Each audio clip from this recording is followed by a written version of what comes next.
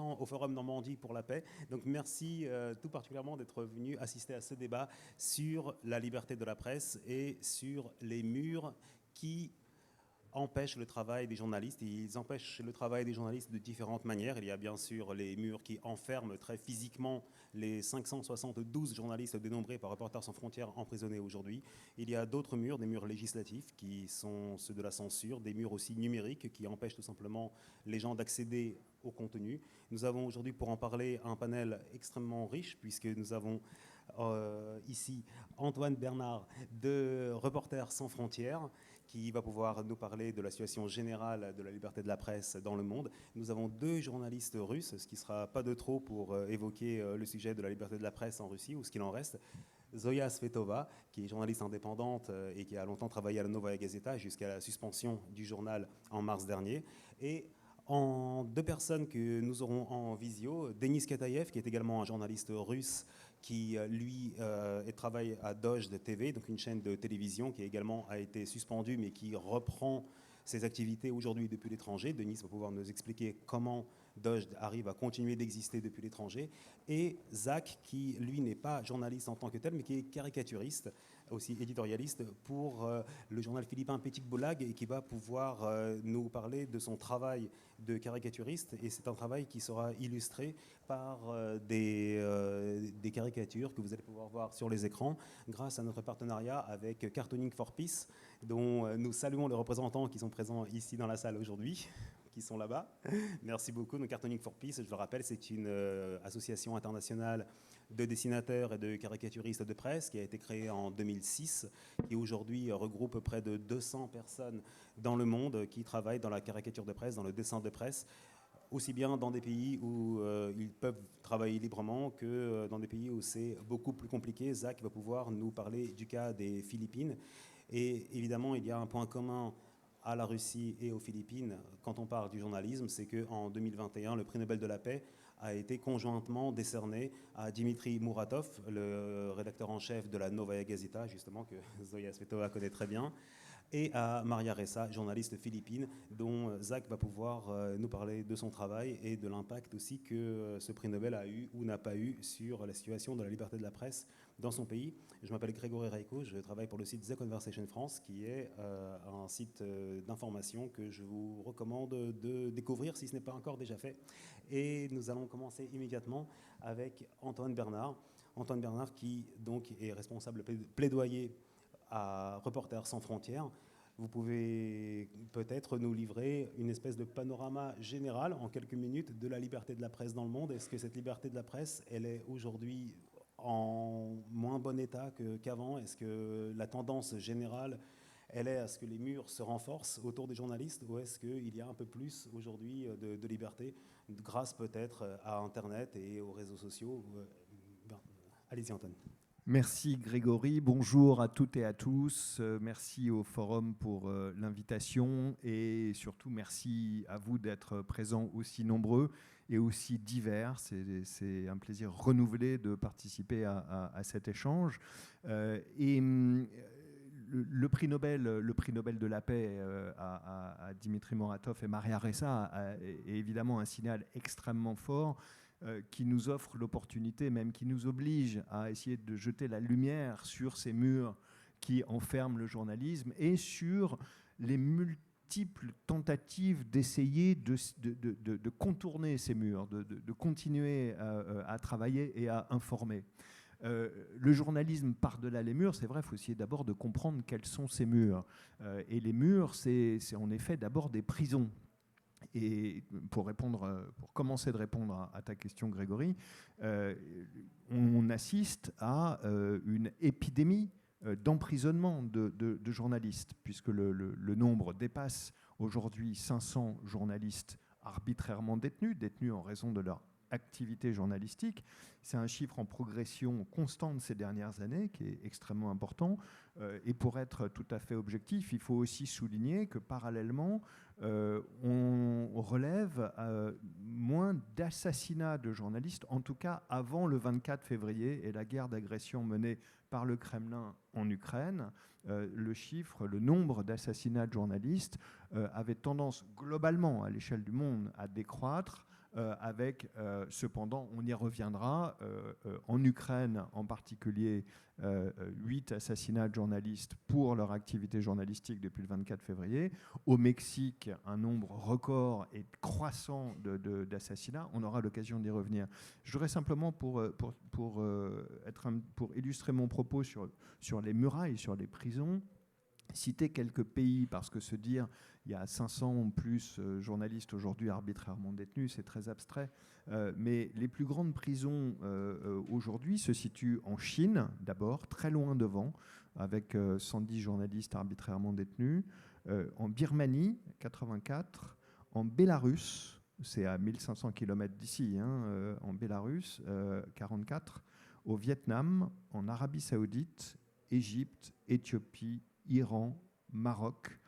Alors je voudrais juste mentionner 2 pays particuliers, l'Érythrée, où on compte avec Dawit Isaak, qui a été arrêté en 2001, et c'est lui qui détient le record du journaliste le plus longuement détenu au monde, ou encore le Cameroun, où le journaliste Amadou Vamoulke, qui a 72 ans, a entamé en juillet dernier, le 25 juillet dernier, sa 7e année en prison, après 127 reports de son procès, c'est-à-dire qu'il n'a même pas été condamné, fût-ce au prix d'un procès inique. Il est victime d'une procédure inique et il est détenu arbitrairement.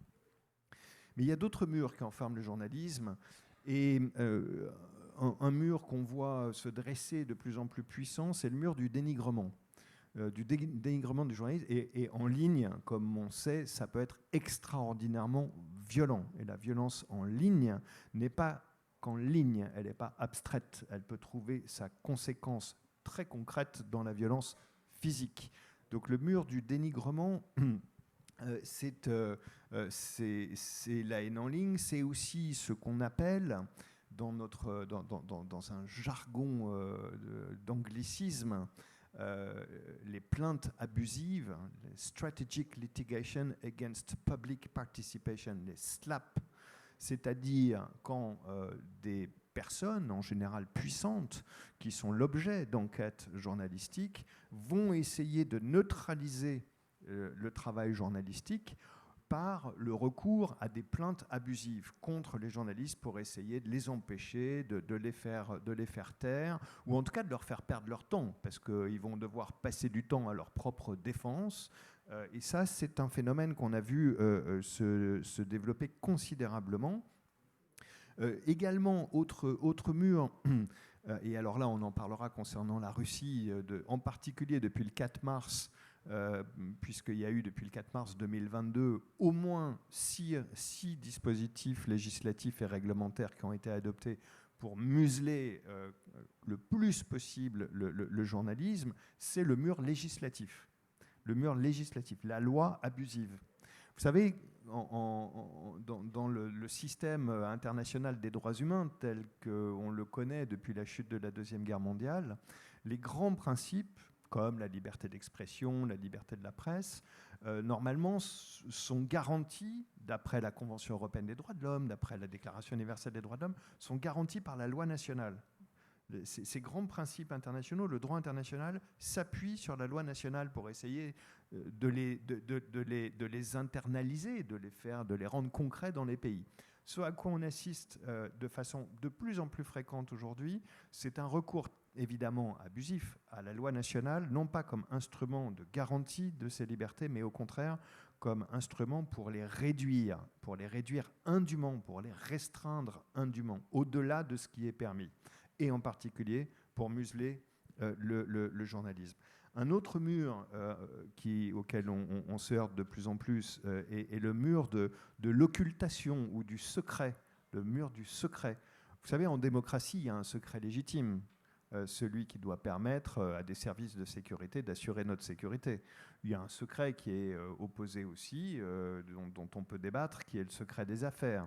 Ce qu'on voit, c'est que ces secrets légitimes sont invoqués au-delà, très souvent au-delà de ce qu'on peut admettre comme étant légitime. En tout cas, il y a toujours un point d'équilibre très sensible à trouver entre le journalisme et sa fonction sociale qui est tellement importante pour la démocratie, d'aller chercher les informations d'intérêt public parce qu'elles sont d'intérêt public, et d'autre part, ce secret et le champ de ce secret trop souvent indûment invoqué. Et puis ce secret, il est aussi utilisé contre les journalistes, et je pense là à toutes ces pratiques secrètes de surveillance indue des journalistes. Vous avez sûrement entendu parler de ces logiciels Pegasus, Predator, qui sont vendus par des sociétés tech très imaginatives et qui sont utilisés et qui ont été utilisés de façon massive pour surveiller en particulier les journalistes, pas seulement, mais en particulier dans de très nombreux pays. Il y a un scandale Pegasus qui a été révélé l'année dernière. Donc là aussi, le secret est un sujet. On pourra parler du cas de Julian Assange aussi tout à l'heure, puisqu'il est allé chercher des secrets pour certains d'intérêt public. Il y a enfin, et je termine avec ça, les murailles numériques.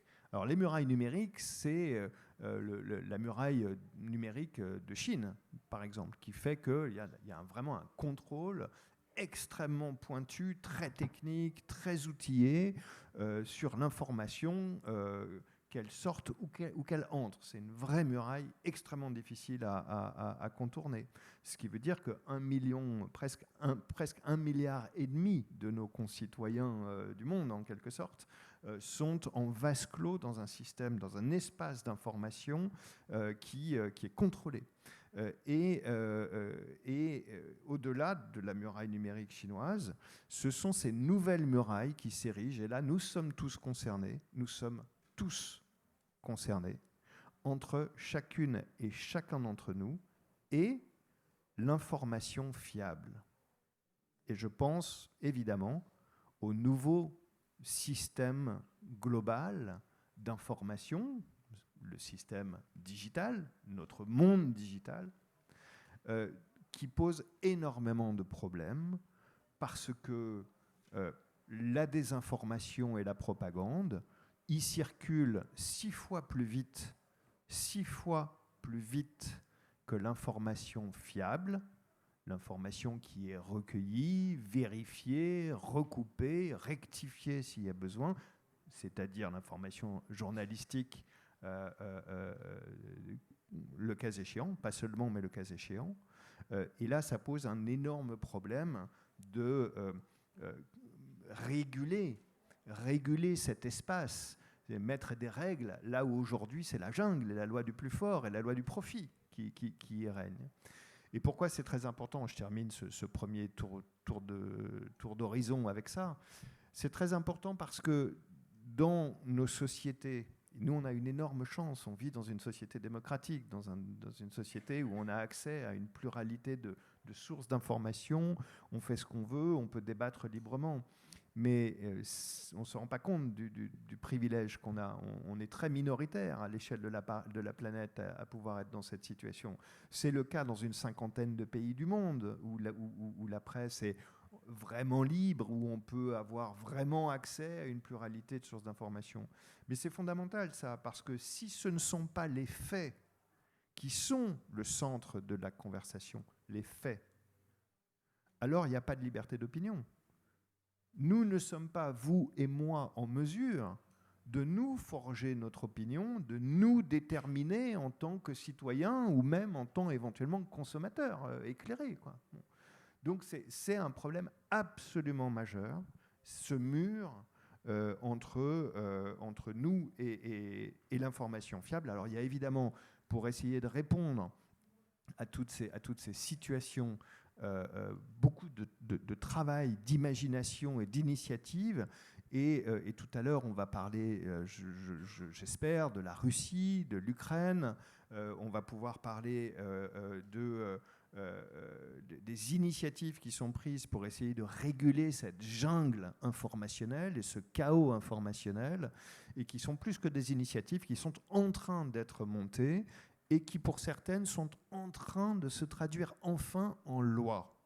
Et vous avez peut-être entendu parler récemment de l'adoption de la loi européenne sur les services digitaux, le Digital Services Act. C'est une nouvelle loi européenne qui, pour la première fois depuis 1996, instaure des obligations à l'égard des plateformes pour essayer de protéger notre droit à l'information fiable.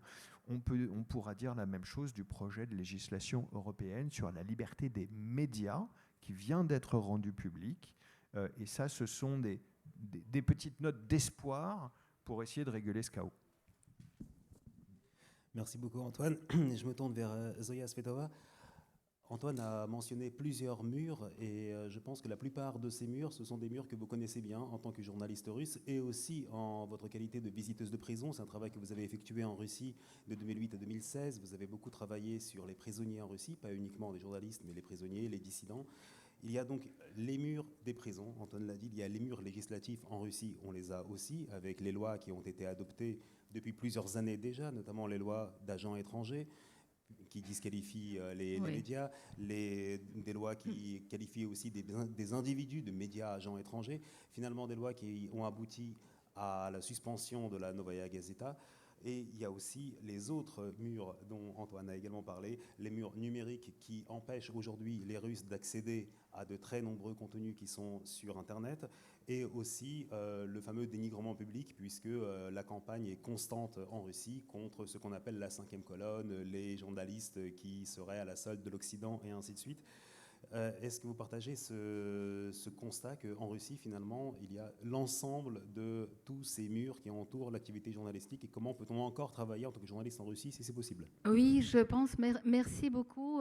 Bonjour à tous. Merci à vous de venir écouter, parce que le sujet n'est pas très gai, n'est pas très sexy, si je me permets de dire. Donc, je pense que c'est mieux si je commence, si je vous raconte, si je me présente, je raconte un peu qui je suis, pourquoi je suis ici, etc. Donc, moi, je m'appelle Zoya Svetova, je suis journaliste indépendante en Russie. J'ai travaillé pendant ma carrière... Comment ? Pendant ma carrière journalistique, c'est déjà presque 40 ans que je travaille comme journaliste. Avant, j'étais professeure de français. Et donc, depuis 20 ans, je travaille dans les médias russes. Avant, je travaillais dans les médias français comme produceuse, assistante des différents médias qui travaillaient à Moscou, comme Libération, France 2, Radio France et les autres. Et donc, moi, si vous voulez, mon dernier lieu de travail, c'est Novaya Gazeta. Novaya Gazeta avait suspendu ses activités le 28 mars 2022, après que Poutine avait commencé ce qu'on appelle chez nous l'opération spéciale militaire, parce que nous, les gens qui vivent en Russie, nous n'avons pas le droit de nommer ce qui se passe en Ukraine par la guerre. On dit l'opération spéciale militaire, et même à l'étranger, on essaie d'être, être loyaux aux lois russes.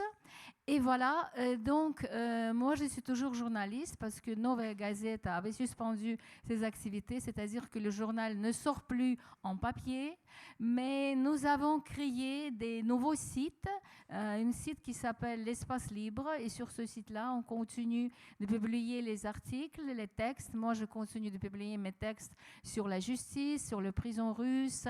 Là, avec ma collègue Vera Chilich, on fait les podcasts qui s'appellent La Chambre de verdict. Et là, toutes les semaines, on parle avec les gens, avec les juristes, avec les ex-juges, avec les gens de la culture, et on essaie de comprendre ce que c'est que la justice en Russie qui n'existe plus, comment on peut vivre dans le pays où il n'y a pas de justice, comment on peut résister à ça, comment on peut riposter à tout ça. En ce qui concerne la liberté de la parole, ça n'existe plus en Russie, bien qu'en Russie, il n'existe ni liberté de parole, ni liberté de conscience, ni liberté du Parlement. Donc, il n'y a rien en Russie. Ce qui reste pour l'instant, c'est ce que nous pouvons voyager.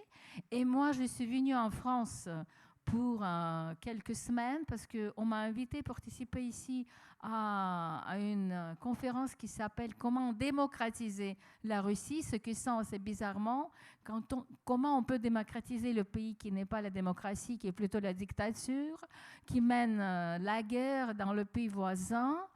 Mais cette conférence, si j'ai bien compris, on avait une idée de penser à l'avenir. Parce que tout le monde sait très bien que les opérations spéciales militaires et les guerres, elles finissent un jour. Les dictatures tombent un jour et les gens essaient de reformater l'avenir, refaire les États, c'est-à-dire inventer une nouvelle constitution, les nouvelles lois, etc., etc. Et voilà, donc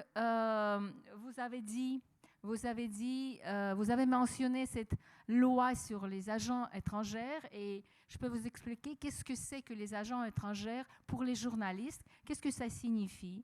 Donc c'est une loi russe qui a été adoptée en 2012, donc il y a 10 ans. Et d'abord, les députés ont utilisé, et bon, pas seulement les députés, mais aussi le pouvoir exécutif, ils ont utilisé cette loi pour les ONG, c'est-à-dire les organisations non gouvernementales, ces organisations qui s'occupaient des vieux, des prisonniers, des orphelins, etc., c'est-à-dire la société civile. Et donc, on les considérait comme des agents étrangers s'ils étaient payés par les bourses de l'État étranger, par les fondations, comme Fondation de Soros et d'autres fondations, des fondations de l'Union européenne, etc., etc. Et petit à petit, comme Poutine elle est arrivé au pouvoir en l'année 2000, et au début, on pensait que voilà, c'est quelqu'un qui est venu de Saint-Pétersbourg, qui était avec Sobchak, leader assez démocratique, et Poutine. Bon, on savait qu'il était issu de KGB, c'est-à-dire de FSB, de services secrets russes, c'est les dissidents qui le savaient. Mais les autres personnes, comme les oligarques russes, elles ne savaient pas. Ils ont oublié ça, et ils pensaient, voilà, un nouveau jeune leader démocratique, etc. Mais petit à petit, on a compris que c'est pas ça, que c'est quelqu'un qui est venu avec sa mafia, des ex-services secrets, des ex-KGB. Et voilà, et petit à petit, cette loi des agents étrangers, on a commencé à la répandre aux journalistes. Et aujourd'hui, donc nous avons plus de 200 journalistes, agents étrangers. Et vous me dites qu'est-ce que c'est, qu'est-ce que ça signifie, et je vous explique. Tous les journalistes on a reçu ce truc, c'est comme ce qu'on appelle chez nous une étoile jaune, c'est-à-dire ce statut d'agent étranger. Cette personne journaliste, quand elle publie quelque chose dans n'importe quelle édition, elle doit toujours écrire « Moi, je suis journaliste et l'hôtel, je suis agent étranger ». Voilà, c'est une plaque qu'il faut absolument faire. Mais peut-être c'est pas très grave parce qu'on peut faire copier-coller et mettre sur n'importe quel texte, même dans les réseaux sociaux.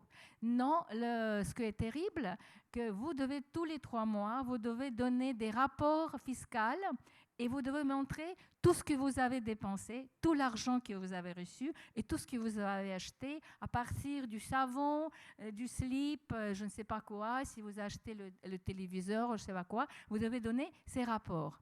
Et beaucoup de journalistes, en ces 6 mois, après le 24 février, ils ont quitté la Russie parce que c'est insupportable d'être agent étranger, c'est pas possible de vivre avec avec ce statut pour des raisons que personne ne va vous embaucher. Vous ne pouvez pas être embauché parce que c'est difficile d'embaucher un agent étranger. Deuxième chose, il faut payer ses impôts tous les 3 mois à faire ses rapports. C'est compliqué. Et la troisième chose, il n'y a plus de presse en Russie avec ces lois, ce qu'on appelle les lois de guerre, la censure militaire. Vous n'avez pas de médias où écrire. Et donc, beaucoup de journalistes, ils sont partis, et même Dmitri Muratov, quand il était à Oslo, quand il recevait son prix Nobel de la paix, dans son discours, il a très bien montré, il a dit, voilà, on a un avion des journalistes, c'est maintenant. Si, il y a 100 ans, à l'époque 1922, il y avait ce qu'on appelle en Russie, on appelle le Philosopski Parakhod, c'est-à-dire le navire des philosophes. Quand, après les révolutions d'octobre, les philosophes russes, les gens de l'aristocratie russe qui quittaient la Russie après les révolutions bolcheviques, de même, les journalistes, 100 ans après, ils quittent la Russie de Poutine parce qu'ils ne peuvent plus vivre, parce qu'ils n'ont ni travail de journaliste, c'est risqué. Il y a pas mal aussi des journalistes qui risquent de la prison. Et notre collègue, par exemple, Ivan Safronov, un journaliste du journal Commerçant, vient de recevoir 22 ans de prison pour soi-disant haute trahison de l'État, mais on sait très bien que c'est une affaire tout à fait falsifiée et que lui a reçu 22 ans de prison pour son travail journalistique. Et voilà, et vous m'avez posé la question, comment les journalistes peuvent encore vivre en Russie? Donc, je peux vous dire qu'il y a très peu de journalistes qui restent, et de journalistes indépendants, qui restent encore en Russie. En plus que, il y a quelques jours, vous avez peut-être entendu parler que Poutine avait déclaré la mobilisation partielle. Et nous, en Russie, on comprend très bien que ce n'est pas la mobilisation partielle, c'est une mobilisation absolue, c'est-à-dire, on a vu le document, on avait promis à Poutine de ramasser millions de personnes pour le service militaire et les envoyer en Ukraine. Et donc, il y a parmi les jeunes, pas seulement les jeunes, parce que quand vous parlez de la mobilisation absolue, c'est-à-dire que tous les hommes, à partir de l'âge de 18 ans jusqu'à l'âge de 60 ans, tous ces gens-là, ils se trouvent dans ils risquent d'aller faire la guerre. Et voilà, et c'est pour ça, parmi ces gens-là, parmi ces hommes-là, il y a des journalistes. Il y a des journalistes qui risquent aussi d'être mobilisés. Et moi, je regarde mes téléphones, j'ai des téléphones portables français avec le numéro français et le numéro russe, et tout le temps, j'ai eu des informations, les jeunes qui posent les questions, qu'est-ce qu'on doit faire, où trouver le juriste, est-ce qu'on va me recruter ou non, qu'est-ce que je fais si dans la rue, on me donne je ne sais pas comment ça s'appelle, un certificat militaire pour aller dans la commission militaire, etc., etc. Donc, 1000 questions, pas de réponse. Et les médias en ligne qui existent en Russie continuent d'expliquer aux gens comment ça se fait. Et il y a beaucoup de médias, parce que j'ai déjà dit qu'il y a beaucoup de journalistes qui avaient quitté la Russie depuis le 24 février, plus de 6 mois. Il y a beaucoup de médias qui se sont installés à l'étranger.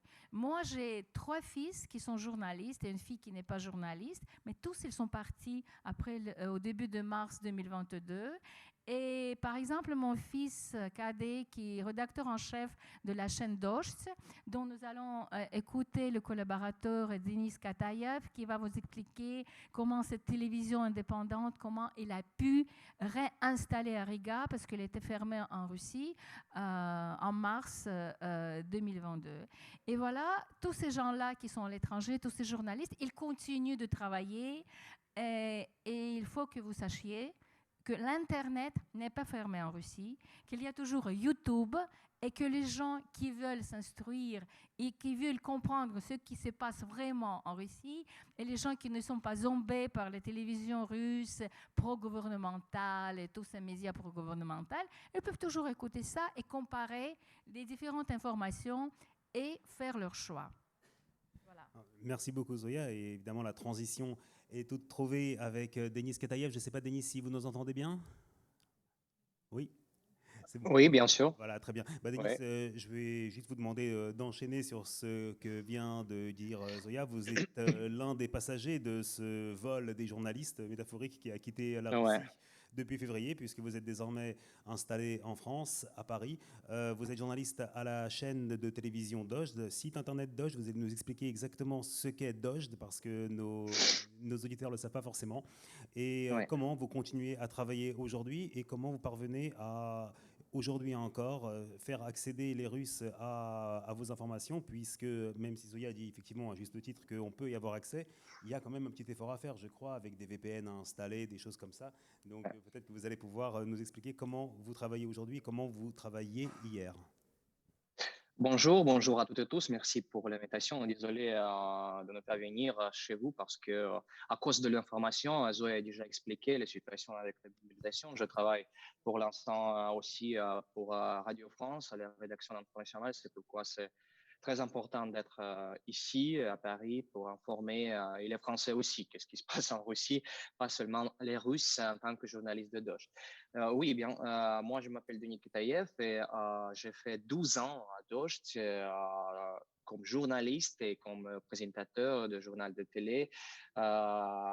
Et j'ai travaillé chez Dost, à Dost depuis le premier jour de la chaîne.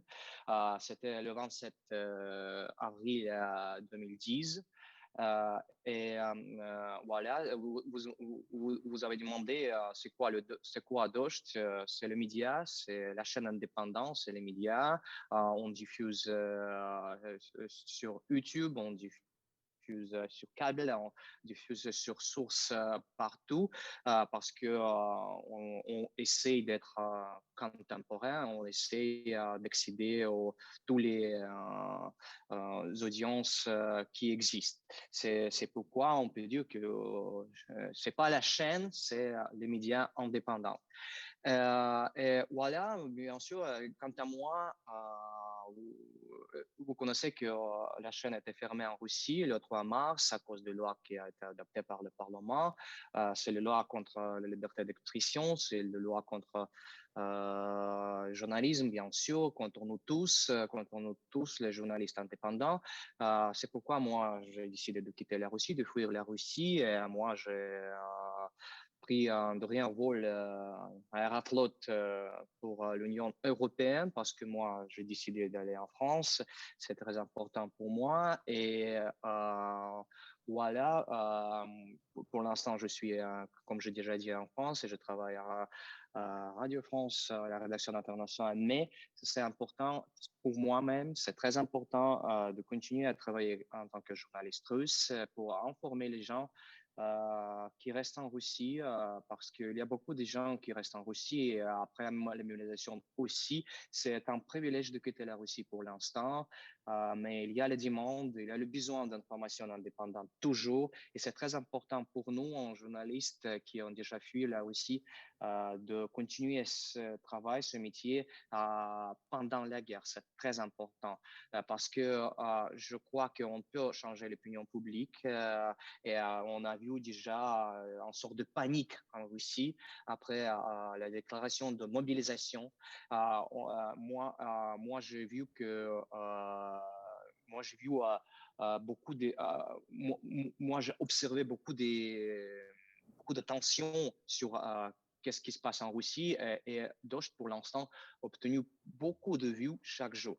Et juste après le début de la guerre, moi, j'ai présenté le journal de télé aussi au premier jour de cette guerre et je vous rappelle qu'on a obtenu juste sur YouTube plus de 25 millions de vues chaque jour, c'est-à-dire qu'il y a beaucoup de gens qui pensent différemment, qui sont contre la guerre. Et, par exemple, ma mère, elle est aussi contre la guerre. Ma mère reste en Russie, à Moscou. Elle a participé à la manifestation à Moscou avant-hier. Elle était presque arrêtée, mais elle m'a raconté qu'il y avait beaucoup de gens, beaucoup de femmes qui sont contre la guerre. C'est pourquoi nous sommes, en tant que journalistes russes, en tant que journalistes de Dost, on a décidé de continuer à travailler parce que c'est très important et très nécessaire pour les Russes. C'est pourquoi le 18 juillet, Dost a relancé les diffusions depuis Europe. Parce que quand Zoya a déjà déclaré, Riga, c'est le principal bureau, c'est le bureau principal de Dost pour l'instant. Il y a beaucoup de journalistes de Dost qui sont là, mais en même temps, il y a des bureaux partout en Europe. Par exemple, moi, je m'occupe du bureau à Paris, il y a un bureau à Amsterdam et il y a un bureau à Tbilissi, en Géorgie. Je pense que c'est un modèle très intéressant parce que très important aussi parce qu'on doit informer les gens qui restent en Russie et en même temps c'est très important de continuer à informer les gens qui ont déjà quitté la Russie parce qu'il y a beaucoup de Russes qui ont déjà quitté la Russie et quant à moi c'est plus pratique et plus utile de transformer la Nouvelle-Russie, le plan pour la Nouvelle-Russie, parmi les gens qui ont déjà quitté la Russie. Parce qu'en Russie, c'est dangereux. En Russie, on peut être emprisonné pour 15 ans de prison. Mais dehors, si tu es déjà dehors, c'est impossible de préparer quelque chose. En tant que journaliste, c'est possible pour nous informer les gens et informer les Russes qui sont ici en Europe et qui sont là-bas à Moscou, en Russie. C'est-à-dire que Zoé a déjà dit aussi, il y a la possibilité d'obtenir l'information en Russie malgré toutes les lois, parce que il y a les possibilités, les trucs techniques comme Telegram, comme VPN et YouTube toujours marchent en Russie. C'est pourquoi il y a, et moi je suis sûr, je vous jure que dans les grandes villes, parmi les minorités progressistes, parmi les gens, parmi les classes moyennes, dans les grandes villes, il y a la volonté d'obtenir l'information et on connaît que toujours en histoire, ce sont les minorités progressistes qui changent l'histoire. C'est pourquoi c'est très important pour nous de continuer et on a déjà relancé les diffusions, on a déjà gardé notre audience parce qu'on a plus de 3 millions d'abonnés juste sur YouTube. Mais je répète, on diffuse pas juste YouTube, mais on diffuse sur câble et d'autres sources.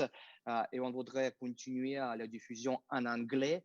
Et on a déjà pris cette décision pour informer pas seulement les Russes, mais les autres, les Européens, parce qu'il faut comprendre, c'est très important de comprendre qu'est-ce qui se passe en Russie, qu'est-ce qui se passe dans la tête de Poutine, qu'est-ce qui se passe dans la tête des militaires, qu'est-ce qui se passe dans la tête des citoyens. C'est pourquoi moi, je travaille aussi à la rédaction internationale de Radio France, parce que moi, pour l'instant, je suis comme un fixeur en distance. Je peux expliquer qu'est-ce qui se passe, je peux trouver les gens, je peux contacter, je peux échanger, je peux proposer l'information qui est très importante parce que aujourd'hui, la réaction de l'Europe, la réaction des Européens, des autorités européennes, c'est très important aussi pour stopper Poutine, pour stopper cette guerre et pour informer les gens qui restent en Russie. Merci beaucoup Denis. Et évidemment, en 2021, on en a beaucoup parlé. Dimitri Muratov de la Novaya Gazeta a reçu le prix Nobel de la paix en compagnie de Maria Ressa, la journaliste philippine. On voit que quelques mois plus tard, la Novaya Gazeta est suspendue. Les journalistes russes, très nombreux, ont dû quitter le pays. Je me tourne vers Zach. Vous êtes caricaturiste, vous êtes philippin, vous travaillez aux Philippines. Dans quelles conditions est-ce que le prix Nobel accordé à Maria Ressa a eu, pour la liberté de la presse aux Philippines, des effets plus positif, en tout cas plus tangible, que celui accordé à Dimitri Muratov en Russie. Et je crois aussi que vous travaillez sur un projet qui s'appelle Facts First. Donc, est-ce que vous pouvez nous expliquer ce qu'il en est? Et grosso modo aussi, parce que la plupart des gens ne connaissent pas en France la situation aux Philippines, nous dire brièvement qu'est-ce qu'elle est en termes de liberté de la presse. Vous pouvez mettre des casques parce que Zach s'exprimera en anglais et vous aurez avoir le doublage en anglais. En français, bon. Yes, good evening from the Philippines. Bonjour à tous depuis les Philippines. First of all, before I'm going to speak about, the reaction. Avant de commencer, je vais vous parler de la réaction des journalistes et des caricaturistes. Mais d'abord, je vais vous parler de la liberté de la presse aux Philippines. Aujourd'hui, c'est le 22 septembre 2022. Aujourd'hui, c'est le 5e anniversaire de la loi martiale, donc une période assez sombre dans notre histoire aux Philippines.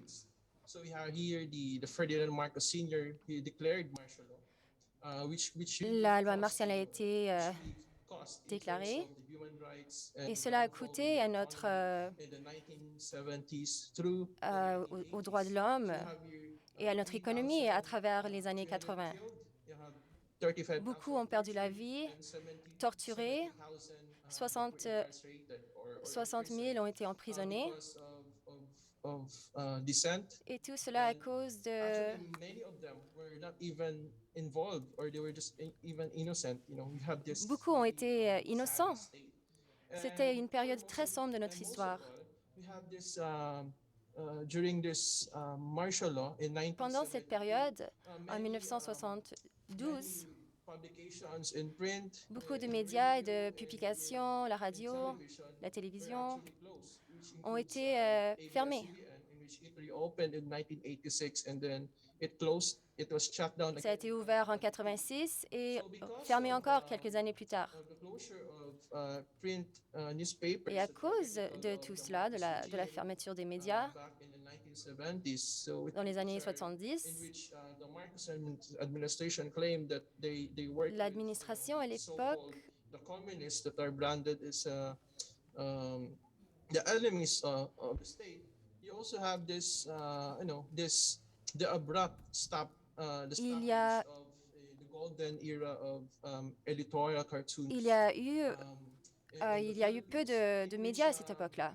This dark chapter in Donc our cette history période stopped sombre de notre histoire, the peaceful people power revolution les personnes happened qui in croyaient en la paix, 1986. We have il y a eu une thousands révolution. of protesters who Des milliers de peacefully, manifestants protested on the qui ont streets. manifesté dans And les the rues. democracy has more or less been restored, Et donc, in il the y a une 1990s to démocratie, il y a eu une 2000s. démocratie And, dans les années fast forward 90 to et dans les années present, 2000. we have this, Philippine, Maintenant, predecessor, aujourd'hui, nous the avons president, predecessor, un Rodrigo président, Duterte. Rodrigo When he Duterte. sat in the office in 2016, so En he 2016, introduced quand this, il a quand il a pris son poste, il a commencé la guerre contre les drogues.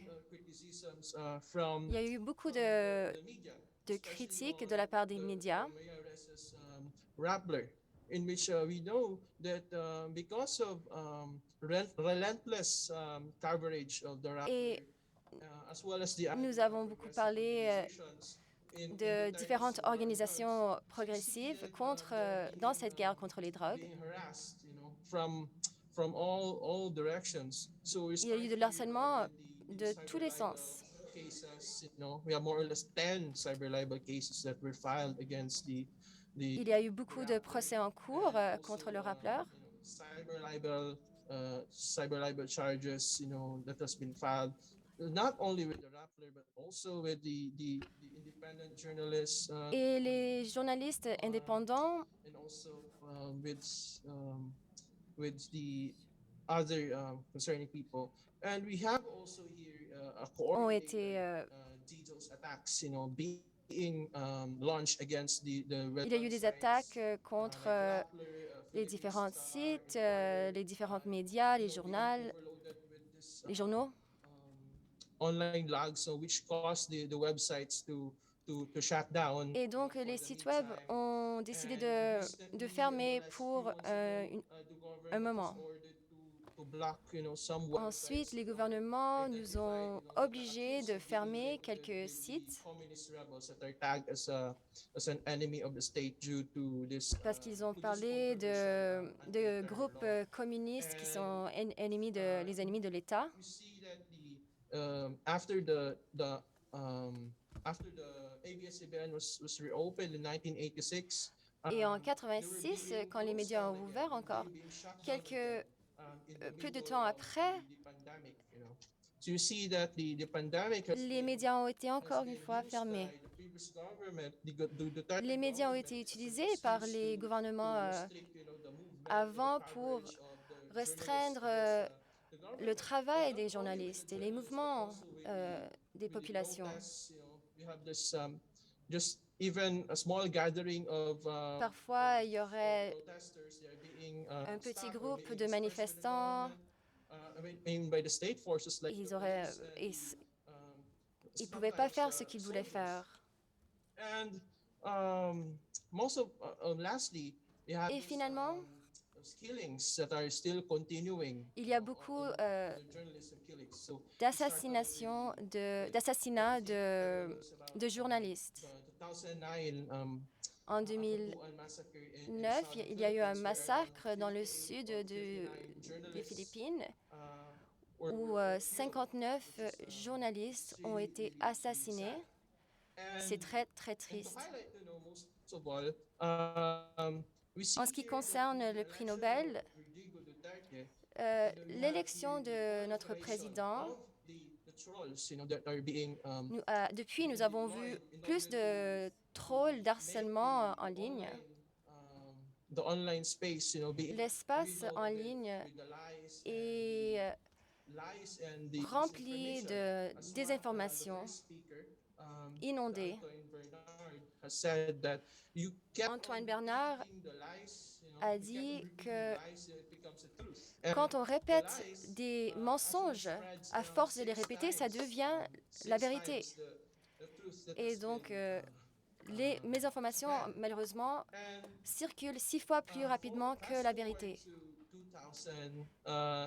Et donc, aujourd'hui, en 2022, une fois que Maria Ressa a parlé à Genève lors d'une conférence, ici, quelques jours après,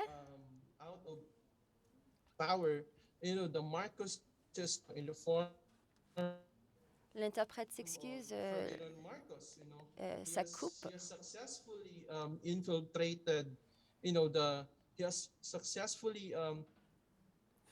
Zach, je ne sais pas si vous m'entendez. Zach, je ne sais pas. Je pense qu'on a compris l'essentiel de votre propos et un constat qui, finalement, je me tourne à nouveau vers Antoine Bernard, un constat qui n'est pas très positif, qu'ils viennent des 2 pays dont les journalistes ont été salués par le prix Nobel de la paix.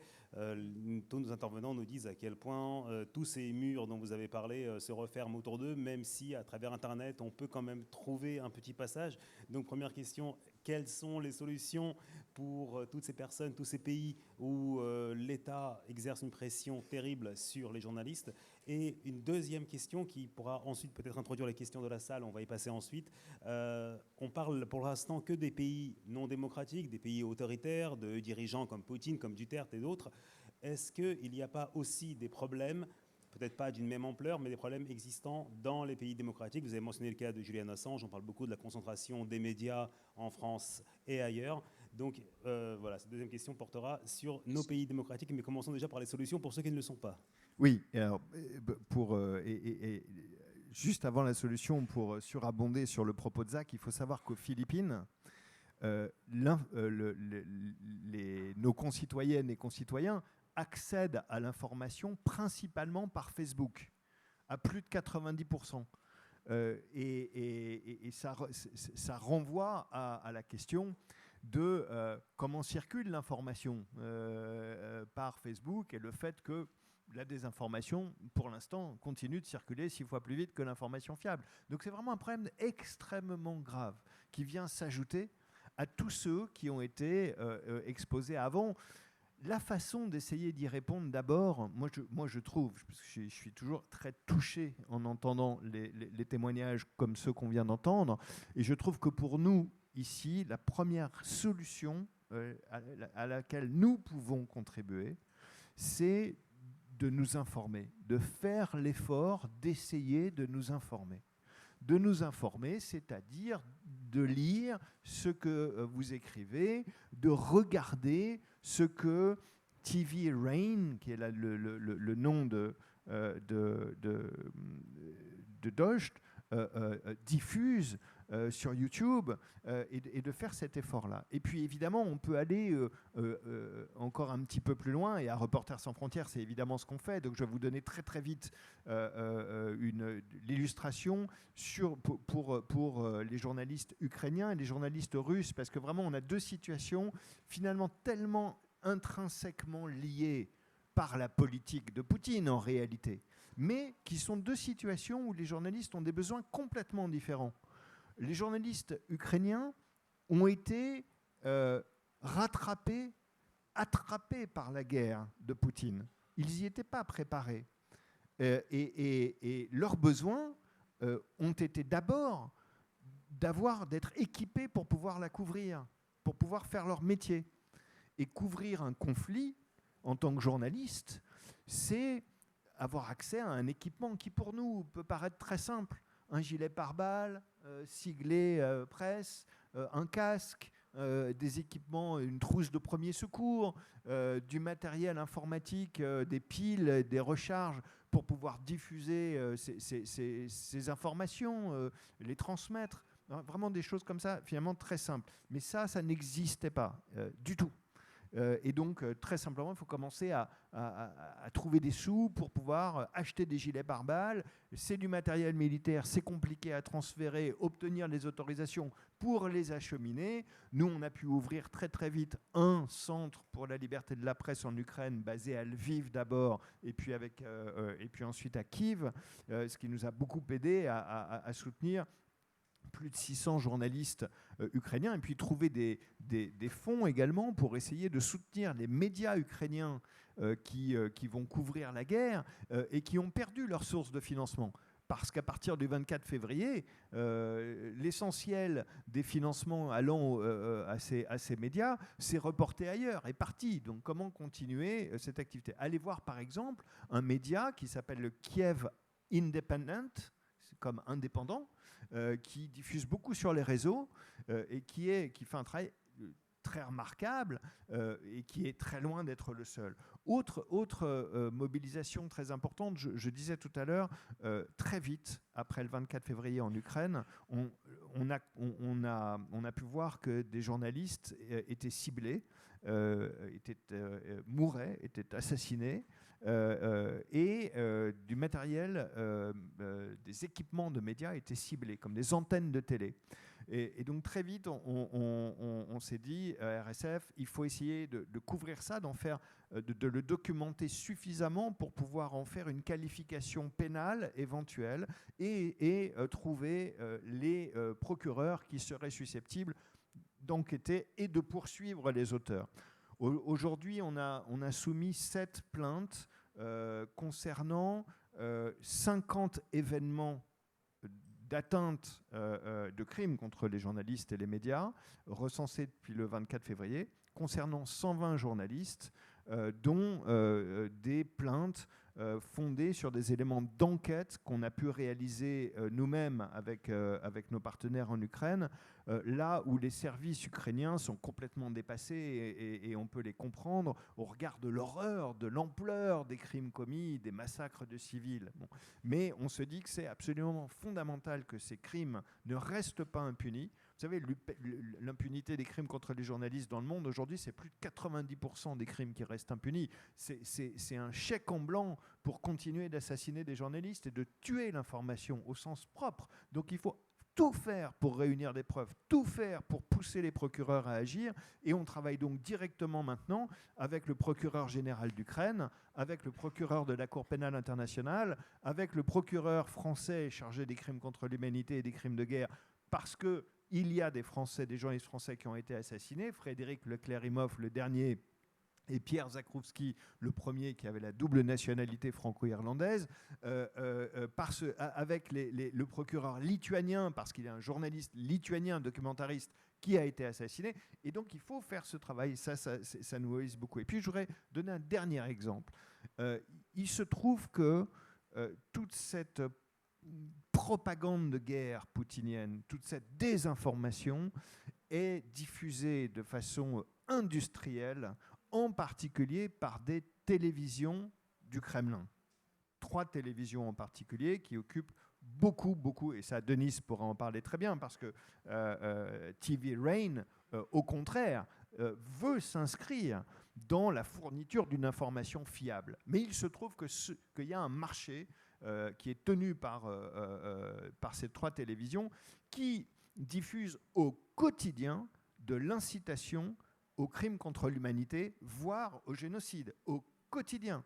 C'est là que se débattent, soi-disant, entre pseudo-experts, les réactions que Poutine devrait avoir au soutien occidental à l'Ukraine, par exemple. Et les réactions, c'est une pseudo-réflexion sur le meilleur trajet pour les armes nucléaires russes à destination de Londres, Paris, Washington et Bruxelles. C'est n'importe quoi. Or, on a trouvé qu'une société française qui opère un satellite, enfin plusieurs satellites, est en contrat avec ces diffuseurs russes. C'est Eutelsat. Et il se trouve que cet opérateur agit en vertu d'un traité international entre plusieurs États, qui sont des États européens, démocratiques dans leur très grande majorité, plus la Russie et la Biélorussie. Donc, évidemment, on a pris ce dossier et lancé des contentieux, y compris la saisine de l'ARCOM, le régulateur national de l'audiovisuel français, dont on soutient qu'il est compétent pour ordonner à cette société française d'interrompre la diffusion, le relais de ces chaînes russes. C'est un opérateur français, elles émettent depuis la Russie, elles émettent via le satellite à destination de la Russie. Et notre but est d'obtenir cette interdiction, mais plus que ça, d'obtenir une décision de réallouer les canaux satellitaires ainsi libérés à des chaînes indépendantes comme TV Rain, comme Dost, dans lequel ton fils est rédacteur en chef et travaille Denis Kataev. Donc ça, c'est le genre de contre-offensive pour le droit à l'information fiable des citoyens russes, et le nôtre, qui est évidemment extrêmement important. Dans le cas de la Russie, très très vite, c'est complètement l'inverse. On comprend qu'il y a eu une sorte d'exode massif de journalistes russes à partir du 4 mars. Donc là, c'était complètement différent. Il fallait pour nous essayer d'aider à ces évacuations, qu'elles soient sécures, que les journalistes puissent arriver dans des pays avec un visa. Et c'est pas fini, c'est pas fini. C'est très dur d'obtenir des visas, même quand on les demande à des pays qui disent qu'ils veulent soutenir et qui sont relativement de bonne foi, qu'ils veulent soutenir les journalistes russes. Donc tout ça, c'est évidemment très, très important, mais plus que ça, essayez d'être très imaginatif. Quand ces médias voient leur site internet bloqué par le pseudo-régulateur russe, on a conçu un système qui permet de créer en 5 minutes un site miroir, qui permet de contourner cette censure, de laisser l'accès au site internet. Ça s'appelle Collateral Freedom, et dans les chiffres des audiences qu'on va publier la semaine prochaine, je vous donne un exemple. Il y a un média très connu et important qui s'appelle Medusa, qui est donc installé en Lettonie en particulier, et qui diffuse grâce à un miroir depuis maintenant le mois de mars, et qui a pu avoir, qui cumulait 450 millions de requêtes individuelles sur les 2 derniers mois, ce qui cumulé aux chiffres d'audience que Denis indiquait tout à l'heure pour TV Rain, commence à faire du volume. Donc, là, il y a moyen de faire quelque chose. Et puis un dernier point, ce qui est très frappant,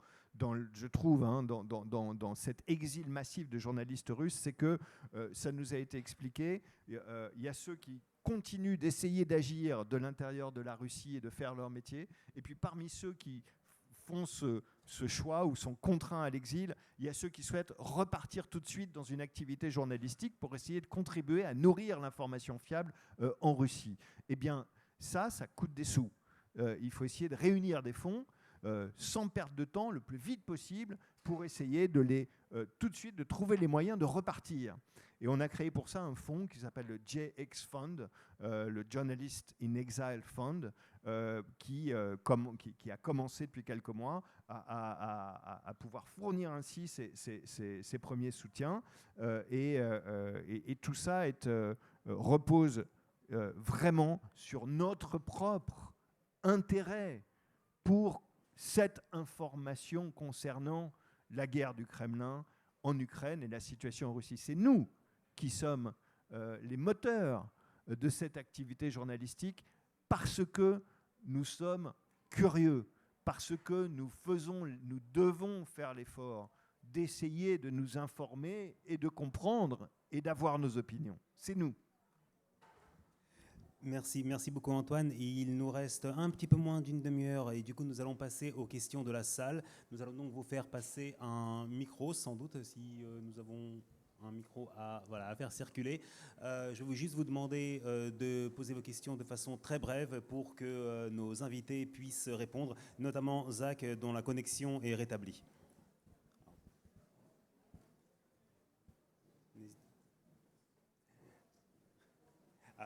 Mademoiselle.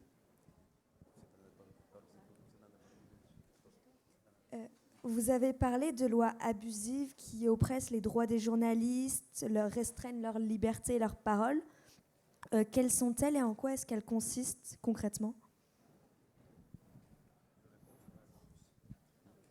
Oui. Vous voulez dire en Russie?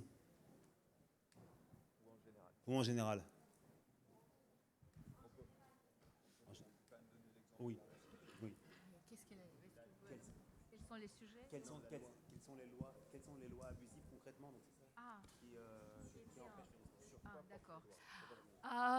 Vous avez posé la question, quelles sont les lois abusives qui empêchent le travail des journalistes, c'est ça?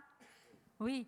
Je voulais aussi ajouter une chose. Quand j'ai écouté mes collègues, j'ai pensé à une chose que, à cause de cette, disons, opération spéciale militaire donc, qui avait commencé le 24 février, ce qu'a fait Poutine, il a détruit la profession du journaliste.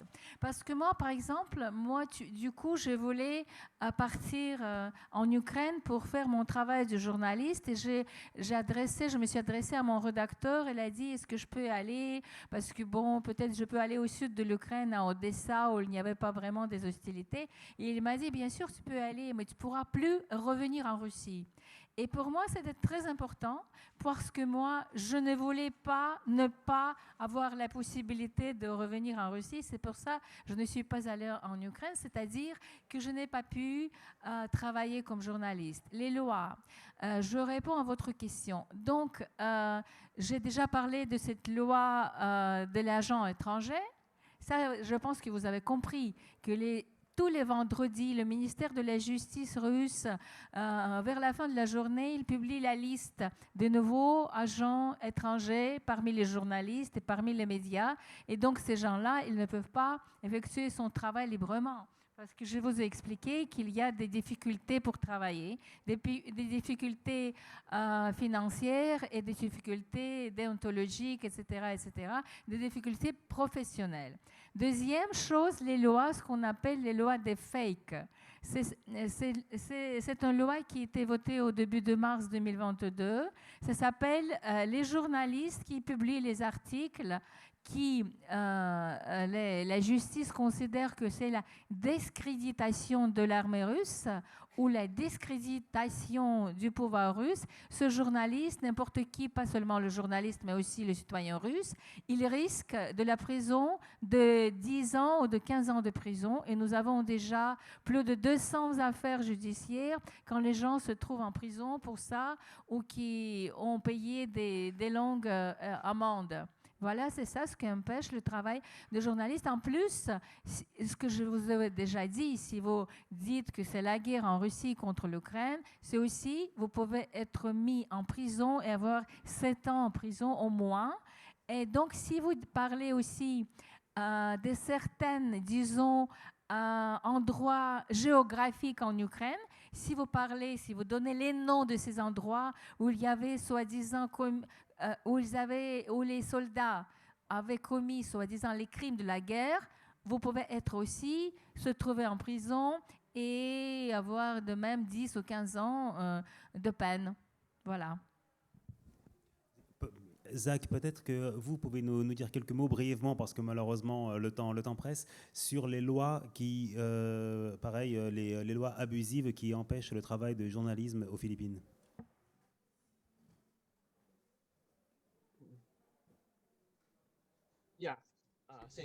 Merci. Je pense qu'il y a 3 lois principales qui empêchent les journalistes, les caricaturistes de travailler. La première et la deuxième loi qui sont différentes mais qui sont en même temps semblables. C'est-à-dire que c'est la responsabilité, c'est dans l'espace cyber. Ça, c'est une loi par rapport à l'espace cyber, c'est-à-dire que c'est une loi contre la cybercriminalité, c'est-à-dire quelqu'un qui peut dire des choses fausses, des accusations fausses par un article, par un écrit ou peut-être que les intentions derrière ces lois sont bonnes, mais cette loi est devenue un peu comme une arme par le gouvernement, utilisée par le gouvernement contre les journalistes. Et la loi, en fait, contre la cybercriminalité devient une loi criminelle. Donc, les journalistes aux Philippines ont un syndicat de journalistes et ils ont décrié cette criminalisation de la responsabilité. Alors cela maintenant est utilisé également contre Maria Ressa, qui a été accusée de ces crimes. Ensuite, la troisième loi, c'est une autre loi que le gouvernement a émise ou a votée pendant la pandémie. C'est un acte de 2021, c'est-à-dire que le gouvernement ne peut pas qualifier tel ou tel groupe de terroriste. Mais cette loi est utilisée par le gouvernement comme un outil pour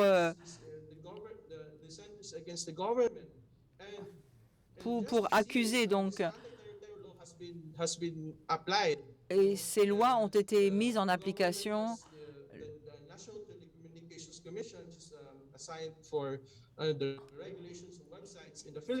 Et pour réguler toute la législation concernant l'utilisation des sites Internet.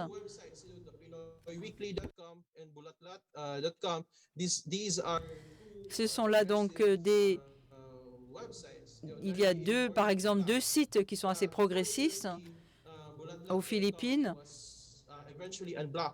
mais qui ont été finalement bloqués par le gouvernement suite à un décret.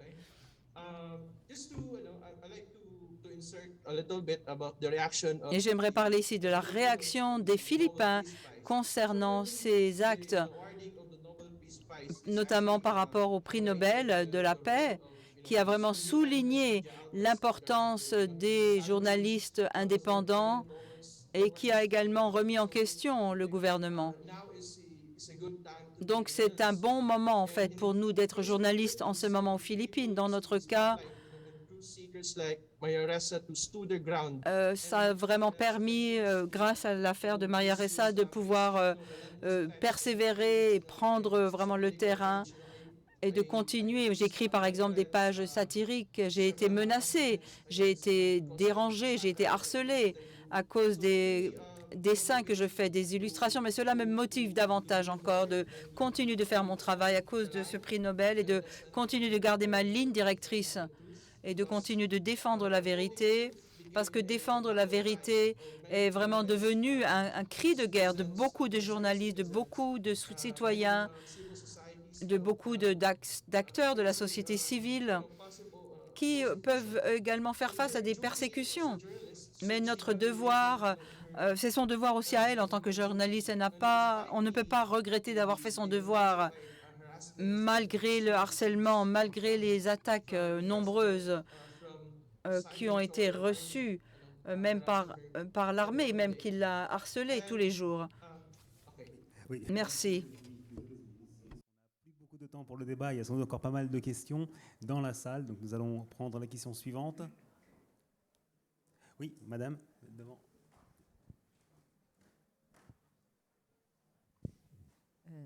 我是想问，就是说，记者这个行业呢，也是在世界这个职业中也是最危险的这个职业之一。你说。记者这个职业。哎，不，你说，我说一句，你说一句。Oui, bon, bonjour, Madame Lee, ici présente, voudrait, très intéressée par le sujet d'aujourd'hui. Elle dit que le métier de journaliste, en fait, est un métier extrêmement dangereux. Extrêmement dangereux. 就是说这个，他们刚才一直在讲的是政府的政策都是在怎么控制这个记者，有没有国际上有没有一个专门保护这些真正记者的一个规则、法律和一个组织？ Et vous avez parlé à l'instant donc des lois qui justement empêchaient ces journalistes de parler, mais elle se demandait existe-t-il des lois qui protège les journalistes au niveau international, ou est-ce qu'il y a une organisation qui vraiment officiellement protège justement les journalistes? Antoine, est-ce que c'est vous qui protégez internationalement les journalistes? On fait ce qu'on peut pour qu'il y ait le meilleur système de protection possible. Alors, le système de protection international et national des journalistes, pour les sociétés démocratiques, en tout cas, il découle des normes internationales de protection des droits humains. Par exemple, dans la Déclaration universelle des droits de l'homme, dans le Pacte international sur les droits civils et politiques, ou dans beaucoup d'autres traités, dans la Convention européenne des droits de l'homme, ou beaucoup d'autres, est garantie la liberté d'expression, ce qui signifie pour le journalisme la liberté de rechercher, recevoir et communiquer des informations. Donc ça, en termes de normes, de reconnaissance normative, c'est le cas depuis longtemps, depuis très longtemps. Et puis il y a des systèmes pour essayer de garantir ça. On a un problème, cependant. On a un vrai problème, cependant. C'est que la désinformation qui tue, elle n'est pas nécessairement interdite par la liberté d'expression. Le mensonge est un contenu légitime. Et on a un problème quand le mensonge est intentionnellement industrialisé. Ça tue la démocratie, ça tue les journalistes, ça tue la transition démocratique, tous les efforts qui peuvent être faits dans tellement de pays. Donc, il faut imaginer les règles complémentaires de la liberté d'expression. Et c'est un défi planétaire. Tu disais, il faut parler des pays occidentaux à juste titre. Aux États-Unis, on a tous en tête le 6 janvier. Le 6 janvier. Les propos qui étaient tenus, l'appel à la manifestation, l'appel de Trump à aller prendre le Congrès, a priori, il était libre de le lancer. Ça fait partie du free speech, au sens du premier amendement de la Constitution américaine. Donc il y a un problème. Il faut imaginer quelque chose d'autre. Et l'autre, ça c'est très dangereux, c'est très compliqué. Parce que personne ne veut, en tout cas pas nous, qu'il y ait dans chaque pays un ministère de la vérité. Personne ne veut qu'il y ait, que ce soit le gouvernement qui ait la responsabilité de dire ce qui est de l'information ou ce qui est de la désinformation. Ça existe déjà beaucoup trop, comme on vient de l'entendre en Russie ou en Chine ou ailleurs. Personne ne veut non plus que Mark Zuckerberg soit le rédacteur en chef de la planète, que ce soit lui qui dise, lui, c'est-à-dire Facebook, ou les grandes plateformes, qui disent ce qui est de l'information fiable ou pas. Donc il faut créer un système au milieu. Et on a créé, alors c'est un peu compliqué, on n'a pas le temps, mais on a créé des solutions pour ça, avec l'AFP, avec des médias du monde entier. On a imaginé un système qui permet aux médias dignes de ce nom, pas aux organes de propagande, d'être certifiés en tant que médias. Pas à cause du contenu qu'ils produisent, mais simplement parce qu'ils s'astreignent à une méthodologie journalistique. Vous savez, la déontologie journalistique, c'est d'abord des devoirs, avant d'être des droits. Le devoir d'aller chercher l'information de bonne foi, de la vérifier, de la rectifier si elle s'avère fausse. Donc il y a toute une série d'indicateurs dans cet outil qu'on appelle la Journalism Trust Initiative, l'initiative pour la fiabilité de l'information, et qu'on est en train de développer. Ici, par exemple, France Télévisions vient d'être certifiée JTI, et c'est mondial, et ça, on l'espère que ça va contribuer à nous permettre de distinguer les producteurs d'informations fiables des autres.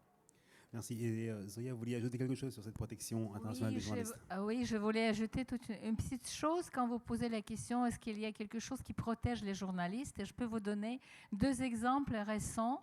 J'imagine que peut-être vous connaissez le nom Anna Politkovskaya, une journaliste russe, ma collègue de Novaya Gazeta, qui a été tuée il y a déjà 16 ans.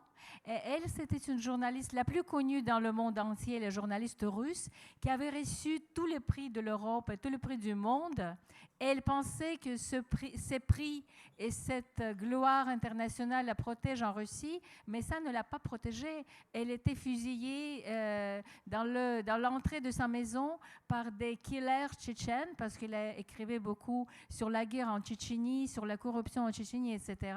Et deuxième exemple, Dmitri Muratov, le rédacteur de Novaya Gazeta, dont on a parlé maintenant, donc, qui était prix Nobel de la paix, lui, il vit en Russie. Il y a 2 ou 3 mois, il était battu par les gens inconnus. C'était juste avant le début de la guerre. Il était battu par les inconnus dans le train quand il allait visiter sa mère dans une ville de province en Russie. Et les inconnus lui ont mis des éléments chimiques dans les yeux. Il a presque perdu ses yeux. Donc voilà, et on a posé toujours la question, est-ce que le prix Nobel de la paix, est-ce qu'il protège les journalistes? Et voilà 2 exemples qui vous montrent bien que rien ne protège les journalistes, ni dans le pays où il n'y a pas de guerre, c'est-à-dire à Moscou où il n'y a pas de bombes, ni à l'Ukraine. On sait très bien que les journalistes russes étaient tués aussi là-bas. Merci beaucoup. Il nous reste quelques minutes. Est-ce que nous avons encore des questions dans la salle? Merci.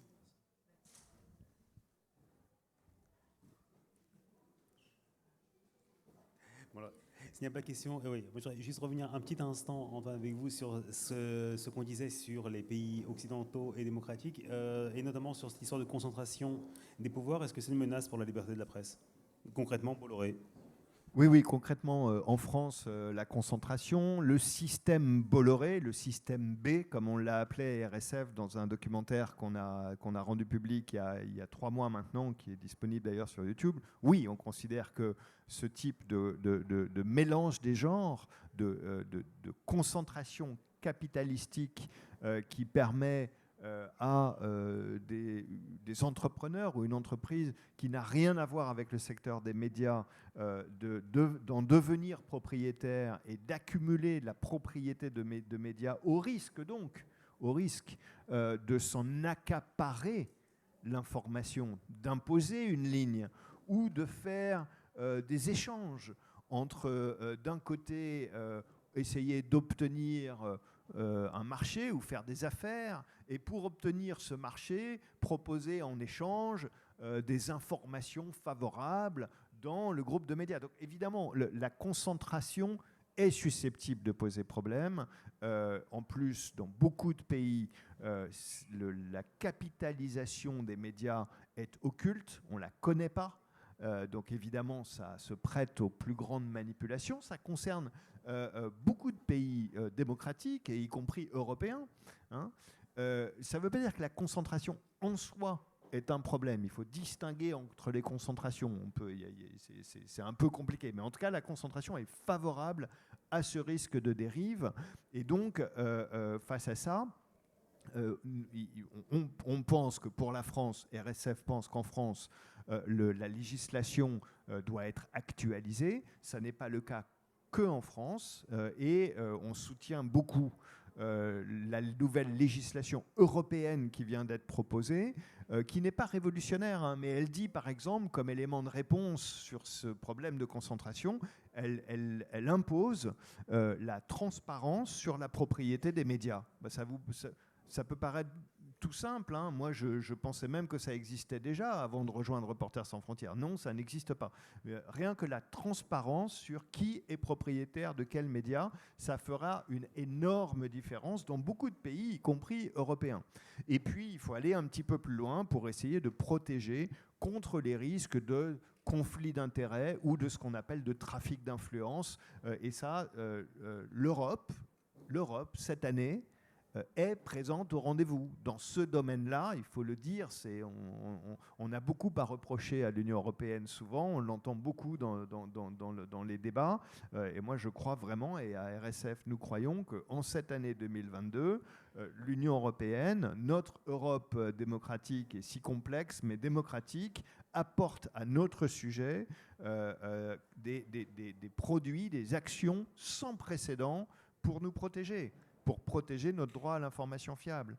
C'est le cas à propos des services numériques. J'ai parlé de la loi tout à l'heure. Cette loi sur les services numériques qui va donner des obligations aux plateformes, y compris en matière de lutte contre la désinformation, est une loi qui est une première mondiale, qui va avoir un rayonnement bien au-delà de l'Union européenne.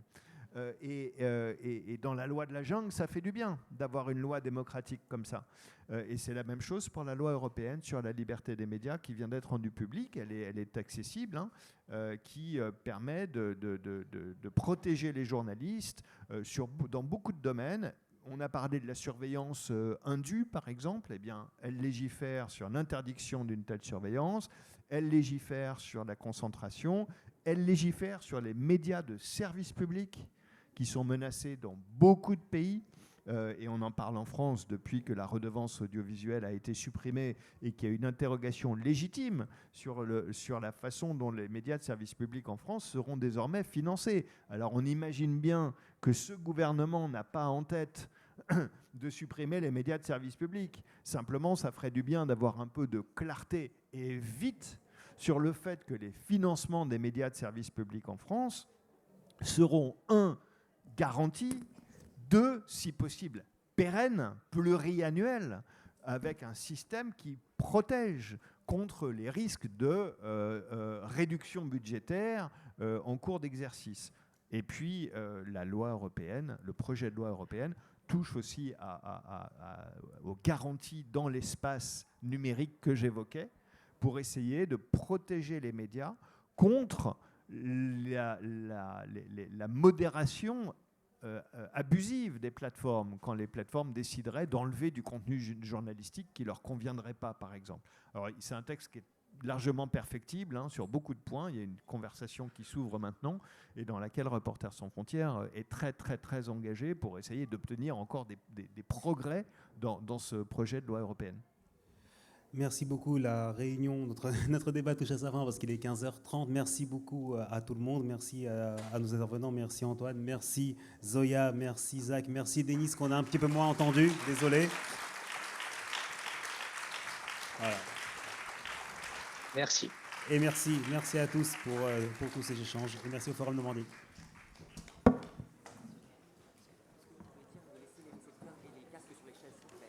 Est-ce que vous pouvez, s'il vous plaît, laisser les récepteurs et les casques sur vos chaises? Merci.